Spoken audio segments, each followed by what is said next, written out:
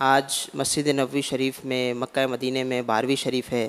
کئی لوگ وہاں جمع ہو کر صبح بہارا مناتے ہیں اور مرحبا کی دھومیں مچاتے ہیں.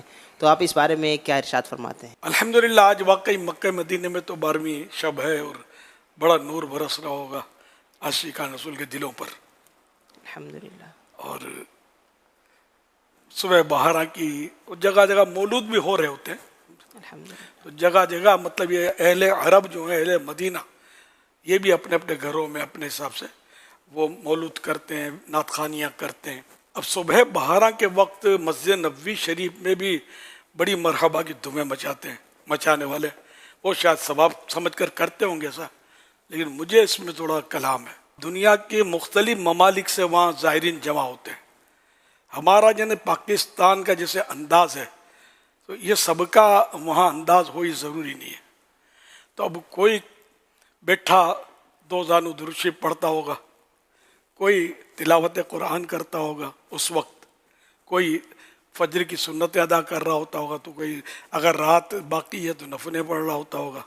یہ ماحول ہوگا. مسجد نبی شریف کا ماحول میں نے دیکھا ہے نا. اب یہ کہ جب سینکڑوں ہزاروں لوگ منتشر وہاں اپنی اپنی انفرادی عبادت میں مشغول ہوں اور 150 جمع ہو جائیں اور آقا کی آمد مرحبا، مولا کی آمد مرحبا، یہ رکعت بھول گیا، یہ رکوع بھول گیا، میں کیا پڑھ رہا تھا، یہ کیا ہو گیا. یہ مطلب انداز مجھے مطلب سمجھ میں نہیں آتا.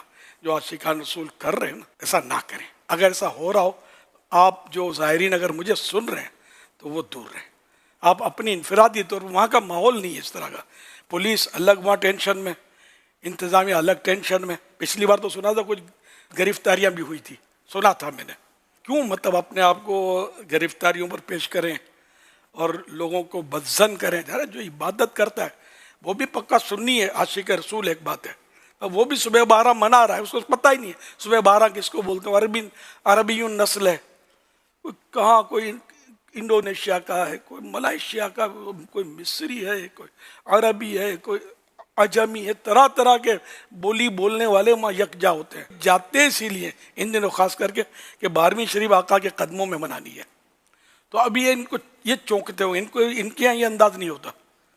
تو ان کو پھر یہ سب مل کر جب آواز اٹھے گی نا تو ان کو تشویش بھی ہوتی ہوگی، کچھ کھچے آ کر کھڑے بھی ہو جاتے ہوں گے، سب مکسچر معاملہ ہوتا ہوگا. لیکن یہ کہ ایک کو بھی اگر تکلیف ہوتی ہے اس انداز سے کہ وہ اپنا پڑھ رہا ہے، عبادت کر رہا ہے، کوئی مراقبہ کر رہا ہے، کچھ بھی کر رہا ہے، تو اس کو اگر یہ تکلیف پہنچتی ہے ہمارے اس انداز سے تو یہ ہم کو اس کی اجازت نہیں ملے گی. یہ میں بول رہا ہوں، ہو سکتا ہے بہت سو کو برا لگے، آدھی روٹی کم کھا لینا. میری بات غلط ہے تو مجھے سمجھا دینا، آئندہ نہیں بولوں گا. سوشل میڈیا پہ ہو نہیں کرنا. میں جو بات کر رہا ہوں تو سمجھنے کی کوشش کرنا کہ ادھر ہر طرح کا، ہر نسل کا، ہر رنگ کا مسلمان آتا ہے جو اپنے اپنے انداز میں عبادت کر رہا ہوتا ہے. اس کو چپ چاپ عبادت کرنے دو.